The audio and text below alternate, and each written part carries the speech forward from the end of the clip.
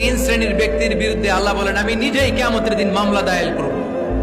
I will be against them in the day of judgment. Three categories of people I will be against them in the day of judgment. তিন শ্রেণীর লোক কিয়ামতের দিন তারা ছাড় পাবে না। আল্লাহ বলেন আমি নিজেই তাদের বিরুদ্ধে মামলা দায়ের করব। এর মধ্যে এক শ্রেণীর লোক হচ্ছে রাজুলুন ইস্তাআজারা আজীরান ফাস্তাওফা মিনহু ওয়া লাম ইউতি আজরা। একজন শ্রমিক ভাড়া করে তার কাছ থেকে কাজ নিয়েছে কিন্তু তার পারিশ্রমিক আদায় করে নাই। এরকম আছে না নাই? দাপট দেখায় ইউনিভার্সিটির ক্যান্টিন গুলোতে, ইউনিভার্সিটির ক্যান্টিনে যে খায় মাগার বিল দেয় না, এরকম টাকায় দাসরা নাই। চায়ের দোকানে চা খায় পরে দিমু বিল দেয় না, আছে না নাই? দোকানে যে পণ্য কিনে বিল দেয় না, পরে দিমু, আছে না নাই? কিয়ামতের দিন আল্লাহ তোর এই মাস্তানি ছুটাবে, চিল্লা এখন ঠিক কিনা? আনা খাসমুহুম, আমি নিজেই তাদের বিরুদ্ধে মামলা দায়ের করব। কথাটা কার?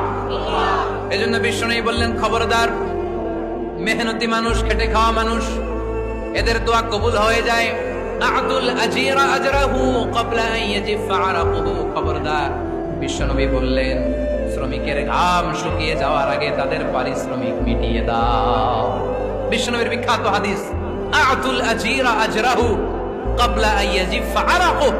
শ্রমিকের ঘাম মাটিতে লাগার আগে, শুকিয়ে যাওয়ার আগে তাদের পারিশ্রমিক মিটিয়ে দাও। কেননা তারা যদি বদদোয়া করে তোমার জীবনকে জাহান্নাম বানিয়ে দিবে কে?